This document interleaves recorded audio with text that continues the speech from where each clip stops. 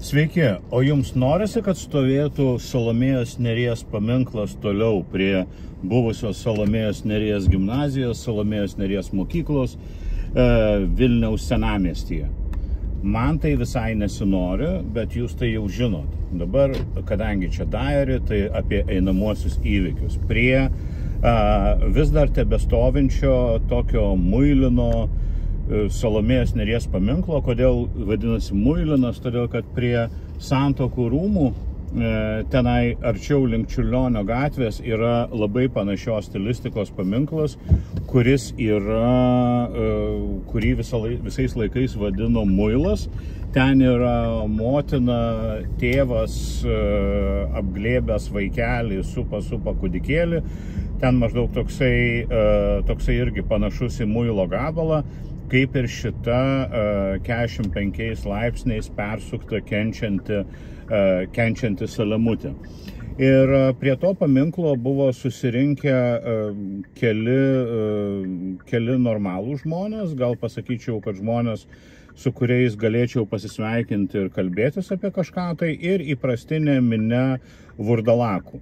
Daug ką nustebino tai, kad ten pamatė Nijolę Oželytę, todėl kad kažkaip tai galvojo, kad Nijolė Oželytė yra prie protingesnių elementų, kad jinai jau nenusišnekės. Eikit.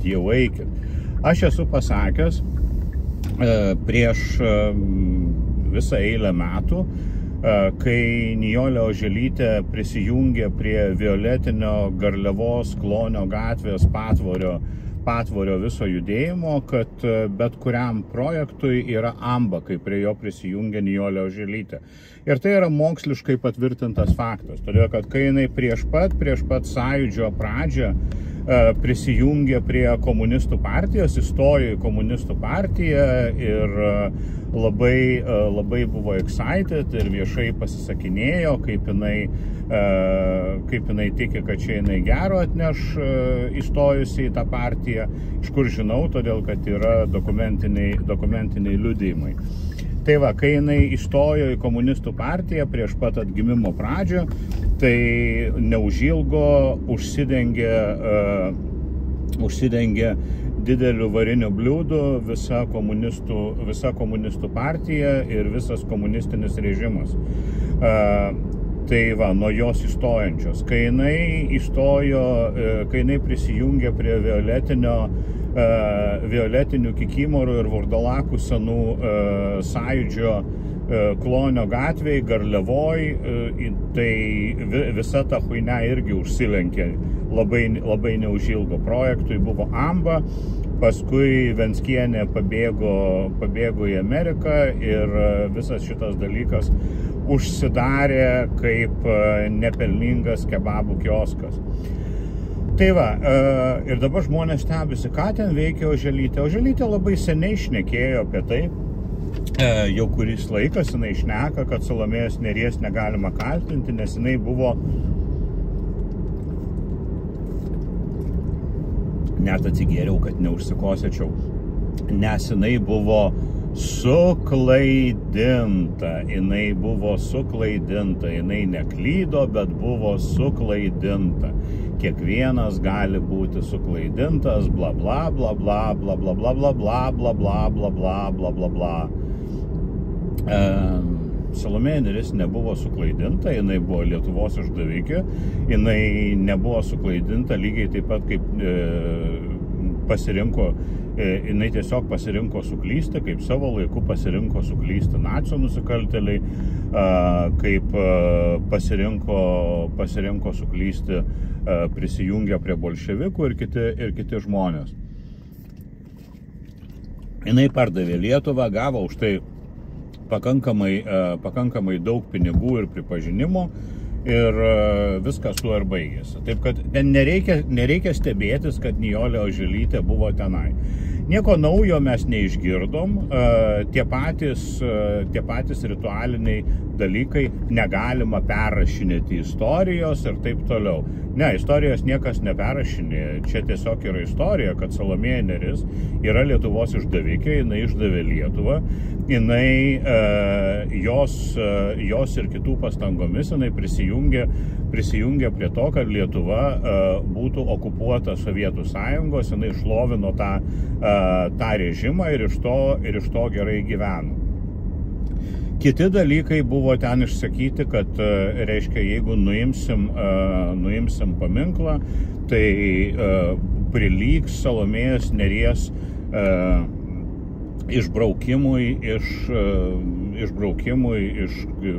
bibliotekų, knygynų, knygų ir nebegalės žmonės daugiau skaityti ir džiaugtis jos menkavertę poeziją. Kodėl jinai menkavertė? Todėl, kad jinai menkavertė, jinai yra menkos vertės, jinai yra sentimentali, seilėta, labai lėkšta, pakankamai plokščia, nudususių neįdomių vaizdinių, neoriginali lyrika, kuri yra viso labo atspindys 20 amžiaus pirmos pusės pakankamai nudususio poetinio seilėtumo, kaip Rusijoje, iš kurios jinai mokėsi, taip ir vakarų Europoje.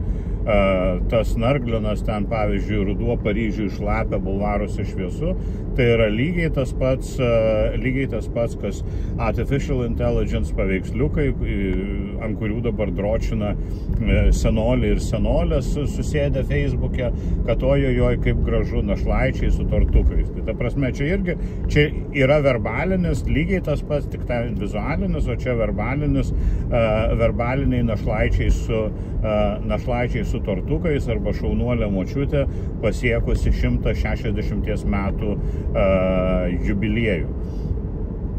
Kiti dalykai, kurie ten buvo sakyti, tai va, kad čia prilygsta cancelingui ir prilygsta hunveibinams, kurie, reiškia, draudė dalį kultūros, kurie degino knygas ir taip toliau.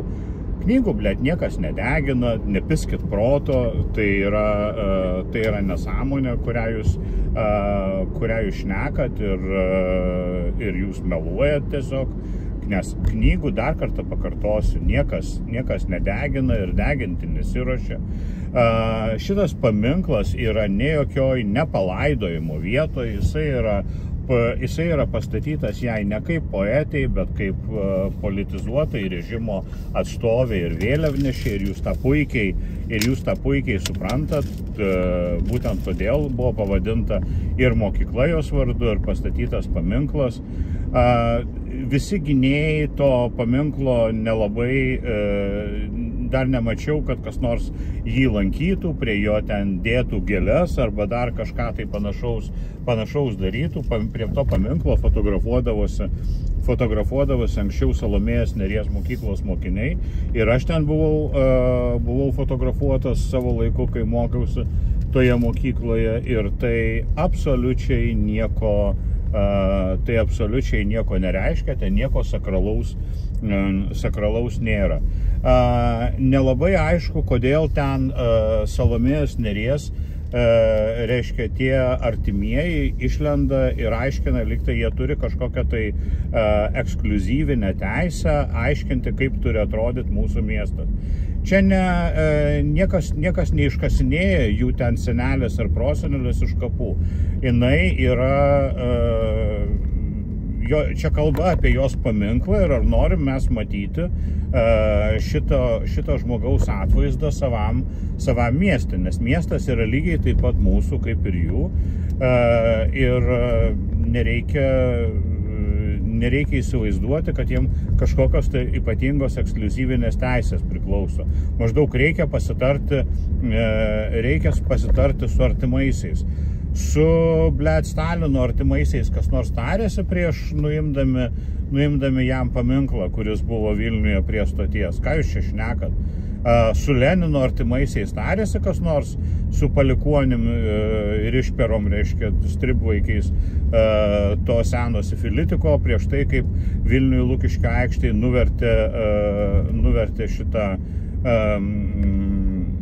nuvertė jo paminklą.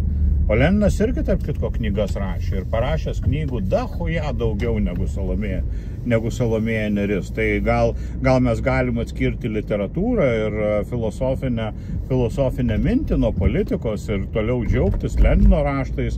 Pavyzdžiui, gal jam reikėtų palikti Vilniuje paminklą kaip rašytojui.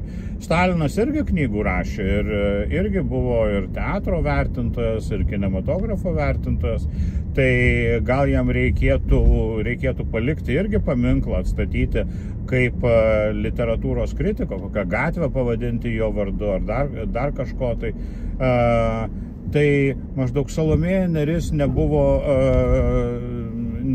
žmogžudė ar dar kažkas. Ne, žmogžudžiams tik tai tarnavo, tik tai jo šlovino, buvo jų pakalikė ir ėmė jų pinigus.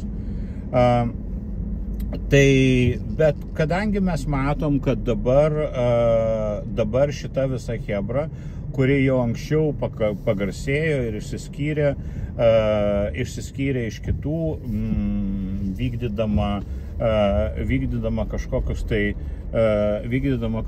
tai darbus, kai ten Žaliojo tilto skulptūras bandė sustabdyti nuo nukelimo, tai mes galim matyti, kad yra toks dalykas, kad reiškia, kadangi jie jau pasireiškė ir jie ėjo tuo pačiu taktiniu keliu, kad reikia eiti per visas teisinės procedūras, reikia žiūrėti, kaip čia galima, ko gero, dar labiau sulėtinti procesą.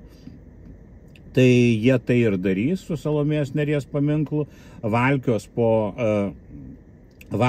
visokius suderinimus ir viską kitą, bet galų gale aš manau, kad pralaimės ir šitos apsižliumbusios išdavikės Muilino paminklo nebeliks, kas mane labai džiugins. O tiems, kam atrodo, kad čia yra jų vaikystės nostalgija ar dar kiti dalykai, tai maža kas vaikystės nostalgija. Kitiem Černiachovskis labai patiko, Černiachovskio paminklas, kitiem gal Maršalo Bagrameno gatvė labai pavadinimas buvo šiltas ir įvaukino kažkokius tai vaikystės prisiminimus. Kitiem Kaune vis dar yra reikšmingas pavadinimas LTSR 25-mečio kaip geografinė lokacija ir daugelis kitų panašių dalykų, arba ten kuro aparatūra, arba dar kažkas. Tai čia jūsų prisiminimai, bet tai jūs ir galit gyventi su tais prisiminimais, o artefaktų, kurie šlovins tos prisiminimus, mums nėra reikalo išstatinėti ir ant jų dročinti. Taip kad ačiū uždėmesį, ačiū, kad buvot su manim.